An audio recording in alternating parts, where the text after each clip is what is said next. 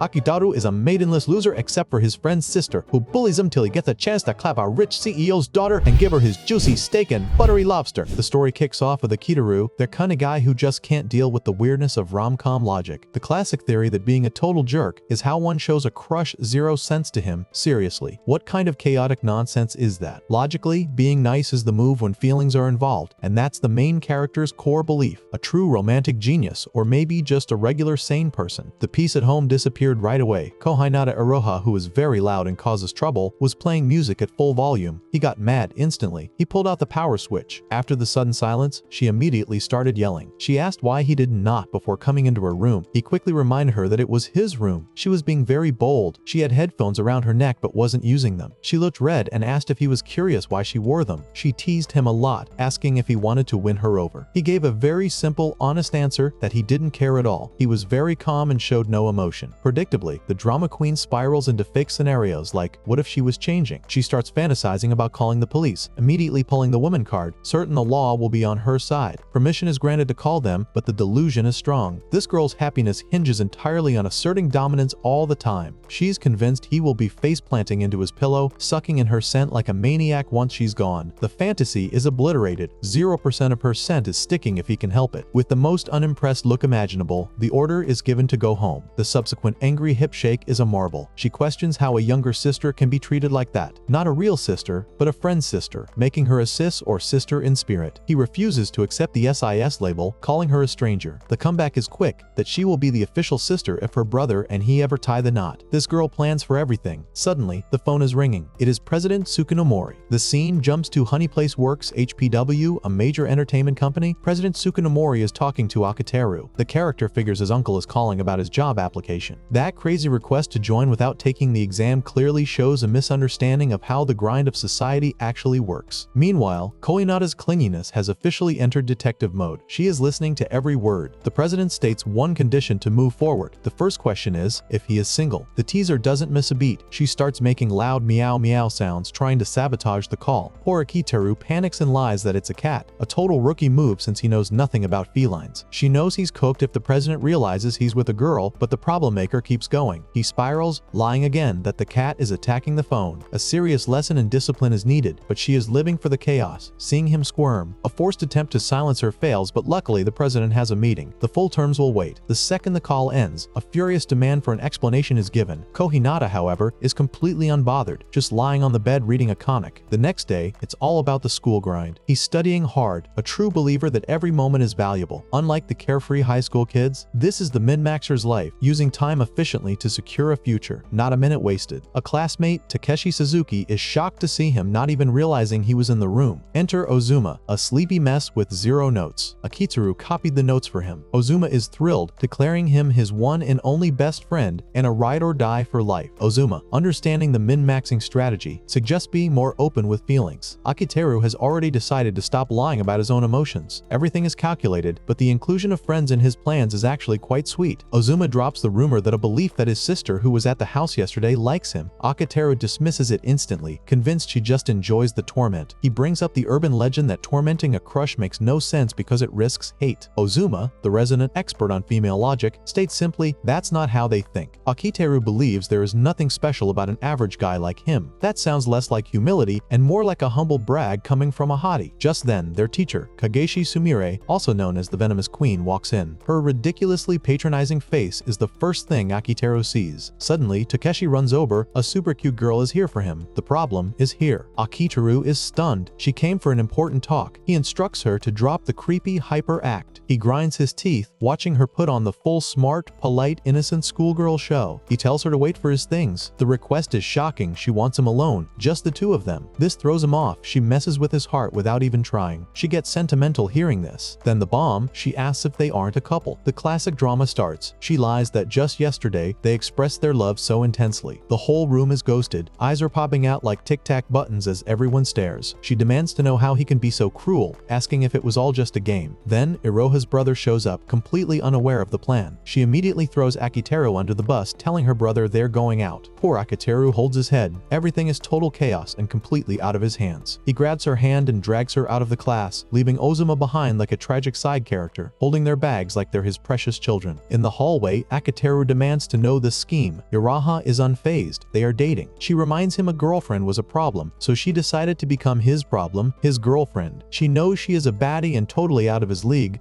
but she's willing to give him a shot. She launches into a full-on political speech trying to sell the idea. He is livid because his future is on the line, telling her to back off. As he turns, she latches onto him from behind, hugging him like a desperate child. She knows he's clueless, asking why he can't see the truth. Her big balls, the nerve of course, are pressed against his back. She messes with him because she wants his attention. His mouth drops open. The weight of the moment is heavy. She knows he's serious about his future, but he's so focused on something far away that he ignores what's right under his nose. She's genuinely sad, pleading with him never to leave her, wanting to be close forever. He has zero clue how to handle this emotional ambush. Then, the final twist, the devilish form snaps back. She was just playing, trying to get his hopes up. She takes a breath, admitting she always wanted to try a classic confession scene. She knew he would be super flustered since he barely sees her as a girl, and that would be the cutest thing ever. He is too embarrassed to even speak, which makes her laugh. He's bright red all the way to his ears. He looks like he's about to spontaneously combust. He swears he will never believe a word she says again. She laughs and bolts, the ultimate troll move complete. That night, Akiteru meets the president. He is busy and has an introduction, but first, a private chat. Akiteru brings up his game, The Night the Black Goat Screamed. He talks about his team, the Fifth Floor Alliance. They are the industry's flavor of the month, a mysterious team that hit 1 million downloads purely through hype. A small team proving they can hang with the big dogs. The president admits he isn't sure he could have pulled that off back in the day. Akiteru has a proposal ready just in case the game came up. While ordering, the president tries to flirt with the waitress. This old dude trying to be a teen asks her out. His pickup line is legendary for being cringe. His heart's passenger seat has been open since they met. The waitress immediately flees. Akiteru mentally roasts him. Being a tsundere only works in 2D. The president believes he only needs 2 more tries, confirming Akiteru's suspicion that he is a total creep. Akiteru heads to the restroom to clear his head. He misses the broken lock notice and walks right in, immediately punched hard by a girl already inside. Back at the restaurant, the girl with the president joins the table. Akiteru doesn't recognize her until the president reminds him they played together as kids. It's his cousin, Tsukunomori Mashiro, who goes to a prestigious all-girls school. The president brought her because the terms for hiring the Fifth Floor Alliance involve her. The condition, Akiteru must be Mashiro's fake boyfriend until he graduates. Akiteru is baffled by this wild request. The president starts yelling, causing every customer to turn into an investigator. He explains that granting his daughter's wish to transfer to a public school broke his heart, and even a bodyguard isn't enough to keep her safe. She absolutely refuses the fake boyfriend idea. Still, the transfer to his school is already set. The reason for the elaborate plan, Mashiro is a truant who barely shows up for class. Akiteru realizes she wants a fresh start. With a calm smile, he agrees. He's all about efficiency, so he promises no prying or unnecessary interference. He understands the situation and the president's concerns and accepts the offer. Mashiro is impressed by his sensible attitude and agrees as long as it's fake, even though she hates the whole situation. The deal is done. The president gives the final warning. Any real moves on Mashiro will lead to serious consequences. But since Mashiro is already cold to him, there's no chance she'll like him. It seems this guy is simply destined to be surrounded by annoying women. The fake boyfriend gig starts tomorrow. The saga continues. Akiteru is at his locker, minding his business, when Kohanada pops up like a cheerful menace, waving like a total goofball. Naturally, zero happiness registers on his face. She tries to sniff out any secrets, a little investigation for fun, but he keeps his lips zipped. No dice for the sleuth. Later, in the classroom, Mashiro introduces herself. She's a total mess, a confused newcomer who can barely string a sentence together. Then, the bomb drops. She mumbles something about going out with Oboshi Akiteru. The entire class is stunned. The general consensus, a babe like that, is completely wasted on Oboshi. Takeshi Suzuki immediately stands up, demanding to know where she met him. She freezes. The true answer, they met in a bathroom, is obviously not going to fly. She can't answer, so she just retreats to her seat, totally defeated. Akiteru tries to talk to her, but she glares back like a cat staring down its lunch. She instructs him to never speak to her again because she has not forgiven him. He's baffled. Why does she turn into this high and mighty queen the second he talks? Her obvious hatred makes him doubt she's even going to try to act like a convincing fake girlfriend. Ozuma is completely blindsided by this whole girlfriend drama. Akiteru promises his friend, the brilliant programmer of the Fifth Floor Alliance, a full explanation later. During the break, Akiteru spills the tea to Ozuma, explaining the whole fake boyfriend mess and the terms of the HPW deal. Ozuma is the listener here, the brilliant programmer of the Fifth Floor Alliance. Akiteru acts like the typical typical rom-com hero. But Ozuma points out Akiteru is in no position to talk. With his refreshing smile and sweet personality, all Ozuma needs is a sister with a brother complex to be the perfect protagonist, which, thankfully, is not Iroha. Ozuma is convinced Iroha is in love with him, but Akiteru is in deep denial. Ozuma, ever the insightful one, suggests Akiteru is the perfect fit for the oblivious protagonist role himself. As soon as Akiteru leaves for lunch, Suzuki shows up, completely bewildered. Could Akiteru, who was always hanging out with that younger girl, really have a girlfriend? Suddenly, Mashiro appears, looking absolutely furious, like she caught him cheating. He instantly tries to explain himself but pivots immediately, bringing up Suzuki. He mentions that Suzuki has a massive crush on Kageshi-sensei, but rumor has it she prefers macho guys. Suzuki is instantly humiliated, his face turning bright red as he flees the scene. Mashiro came to Akiteru because she wanted him to be her errand boy and buy her seafood. She's treating him like a servant. He returns with tuna mayo, but she only gets grumpier and grumpier. While eating, he keeps wondering if she got jealous hearing the previous conversation but dismisses the idea immediately. It couldn't possibly be that simple. Sometime later, the homeroom teacher, Sumire Kageshi, walks in. She's glad the classroom, the monkey house, is quiet for once. She asks about homework, reminding everyone of the qualities required for functional adults: keeping promises, being strict with oneself, and immediately reporting any mistakes to superiors. She's incredibly strict about studies. Akiteru looks at Mashiro, who seems close to tears. He knows this intense pressure is too much for a new transfer student. The lecture concludes when the bell rings, but before leaving, the teacher orders Akiteru to the student counseling office during the next break to discuss an assignment. Everyone is shocked that the venomous queen has called him. Akiteru goes to the student counseling office and sits down. Kageshi suddenly falls to her knees at his feet, profusely apologizing for her misdeeds. She is instantly transformed from the terrifying queen into a helpless, innocent girl. Kageshi, in her secret life, is Murasaki Shikibu, the talented illustrator for the Fifth Floor Alliance. In class, she's the fearsome queen no one would suspect is an artist who constantly misses deadlines. He immediately throws her own rules back at her: keep promises, be strict, report errors. She failed every single one. He asks for an update, wanting at least a sit rep. She shows him her progress, which is zero progress. He gets mad that she has done absolutely nothing. He grabs her hair, joking about punishing her inside the wall. No drawing, not a single line, unforgivable. Her excuse: she was suffering from a massive artist's block. He calms down a bit, telling her she should have come to him sooner. She explains that it would have ruined her cool image. He targets a pressure point on her shoulder to relieve stress. She collapses on the floor like she's fading out of existence. He remembers seeing everyone buying a novel called Chronicles of Genji at a shop. It was the kind of unique fetish story only a true expert could write. He found out Kageshi was the author. Back in the present, Kageshi regrets meeting him in such a humiliating way. But Akiteru is happy. He can use this situation, her weakness, to squeeze a draft out of her whenever he wants. He's using her secret against her, and poor Kageshi is trapped, since she lives in his building on the same floor. He sits like a king and tells her to get his drift if she doesn't want the school to find out her secret. Still, he extends her deadline by half a day, which makes her happy. Before he leaves, she asks about Mashiro, and he tells her the entire fake relationship truth. Kageshi mentions she received special instructions from the school regarding Mashiro. The main point: Mashiro was a shut-in. Akiteru doesn't know why, so Kageshi explains. Apparently, Mashiro was severely bullied. Her classmates found out a secret and subjected her to a kangaroo court over it. Kageishi tells Akiteru to look after Mashiro, hoping she will enjoy school this time. She believes her own success, and Ozuma's, is all thanks to him. He makes it clear the flattery won't buy her more time on the deadline. Returning to class, he asks Mashiro if she wants to go home with him. She responds like a classic endangered tsundere species. Students are watching, which confuses her, so she runs away. He's left wondering why she acts so differently around him compared to everyone else. Ozuma has already realized Mashiro dislikes him, making the task of changing her mind a tough one. Akiteru is focused on his chores when Kohinata appears, pressing her chest, her big apples against the back of his head. Her voice is so loud it annoys him and hits his eardrums. Kohinata stops him from explaining anything. She came because she felt bad seeing him alone after school, so she decided to visit. He feels the soft, squishy sensation on his back and realizes her game. Though he isn't an expert on the female body, he has heard that feeling a bra through clothes is a way to learn about artificial cruelty. She's still pressed against him. Then she whispers the kicker: she forgot to put on underwear, and the buttons on her shirt have come undone. He refuses to believe her, but she insists that her breasts grew again, making the shirt too tight. A slight posture adjustment and the buttons popped right off. She warns him that if he shakes her off, a mysterious white light will appear, meaning full public exposure. He desperately wants her off, but she claims to be too embarrassed to move. He grinds his teeth, knowing she is doing this on purpose because she knows he can't have a real girlfriend. He thinks she's bluffing and considers turning her around, but then considers the risk. If she's telling the truth, he would risk exposing her bare chest to passing students. Since she is his best friend's sister, that's a line he cannot cross. Plus, he's supposed to be dating Mashiro right right now. Getting this cozy with a junior who has a wardrobe malfunction is a very bad look, and if his uncle found out, it would be game over. He doesn't surrender. He lifts her onto his back, deciding that carrying her is better than having her breasts on full display. He demands she surrender and admit the lie. He starts running with her on his back, an insanely confident forward march. He chooses a route less likely to be seen. She finally gives up and asks him to put her down. She apologizes for the teasing. He immediately throws her onto the ground and acts like a total meanie. He's shocked to see her breasts jiggly, piggly. The braless part was true. On their way, he asks her a favor. How does one make friends with a woman who is a pain in the ass?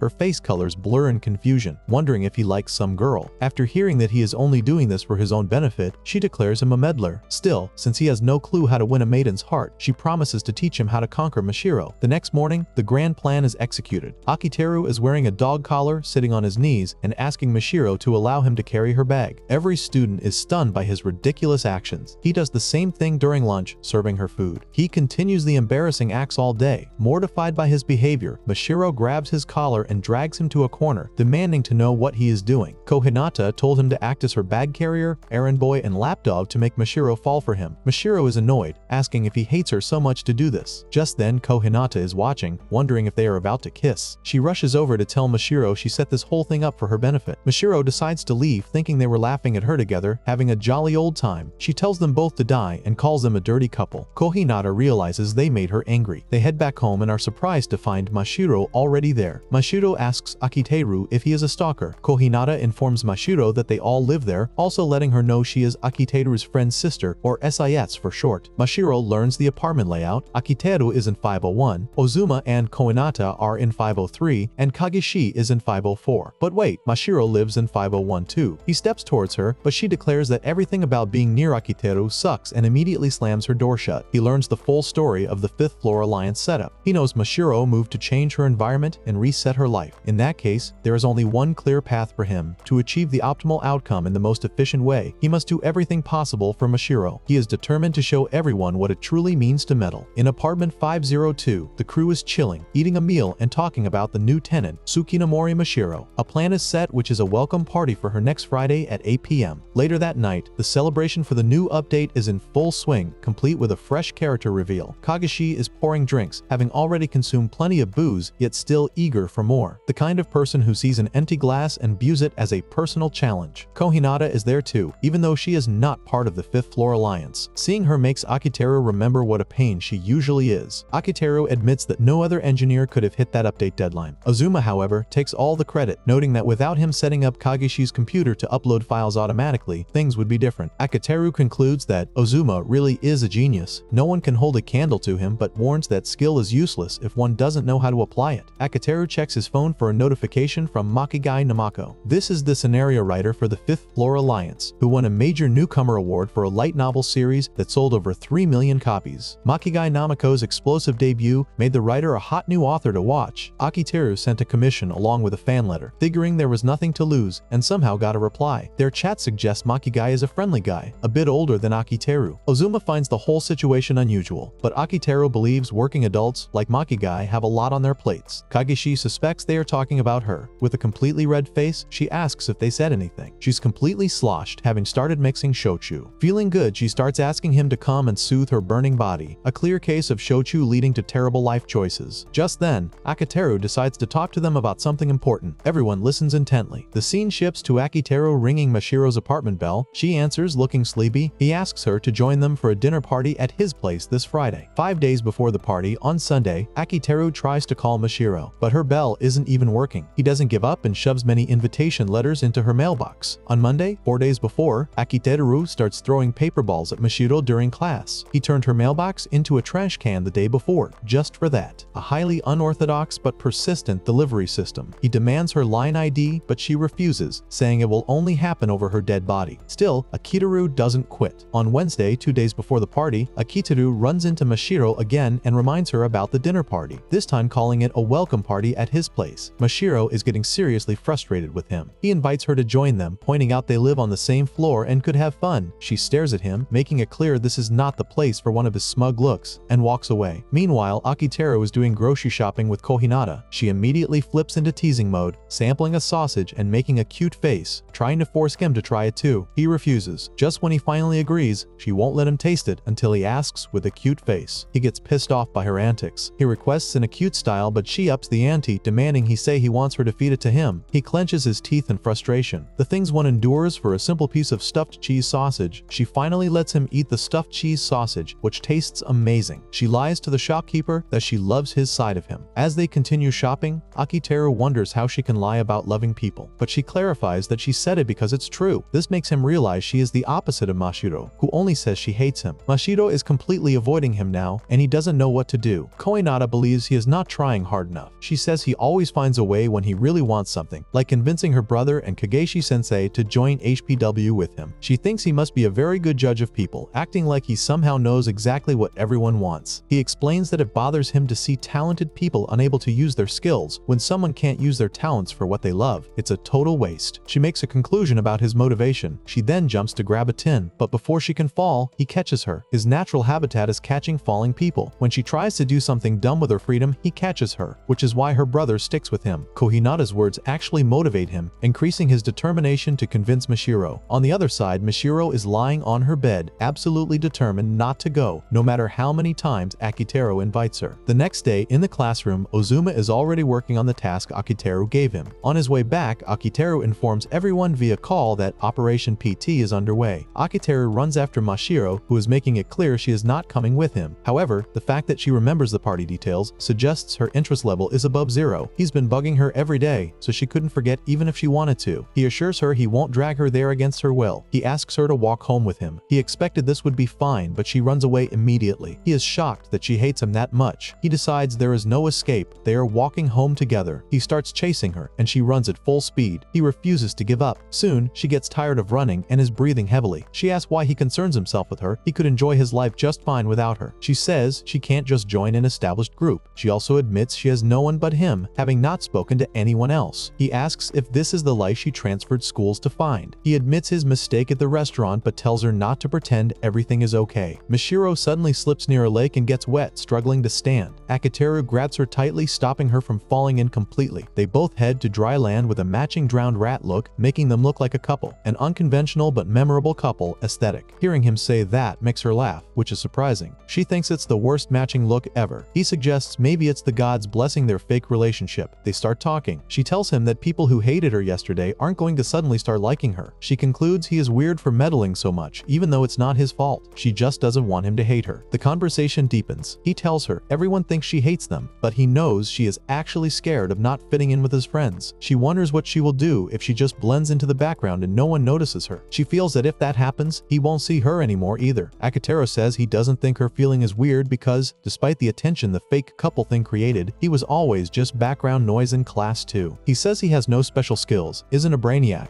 and isn't overly handsome. She refuses to accept this, pointing out he is the leader of the 5th Floor Alliance. Her dad told her he created an amazing, profitable game, making him the most popular kid in class. She is shocked to learn he kept it secret. He could easily imagine getting a huge head from all the attention, but he kept it secret to avoid wasting time. After hearing his reason, she thinks he is way too weird. They walk home. She's happy he invited her, but still doesn't feel like she should go. He realizes there is nothing more he can do right now to make her agree. He asks her to try treating him normally starting next week. She agrees to that. As soon as she reaches her apartment, she is stunned to see the door is already open. Akiteru decides to check inside her apartment to make sure everything is fine. As he opens the door, he tells her that if she can't get her feelings on board, he will give up the whole act. He pushes her inside to look. Boom! The lights turn on with a pop of party poppers and everyone is there. She is completely surprised by the welcome party on the 5th floor. She is shocked they got into her apartment without permission, but he tells her it is actually his apartment and they used a screen to make it look like the end unit. Operation PT, short for picture trick, worked perfectly. She gets teary-eyed, realizing how much they want her there. Kohinata tells Mashiro that the four of them aren't even friends exactly, except for Akiteru and her brother. She suggests Mashiro can see the group as a perfect harmony, like a calm, sadistic, perfect top and a princely bottom gay couple. Akiteru suggests Mashiro should think of them as her fake boyfriend's friends and join their group. Mashiro still feels tricked, but admits the surprise wasn't bad. She finally agrees to join them.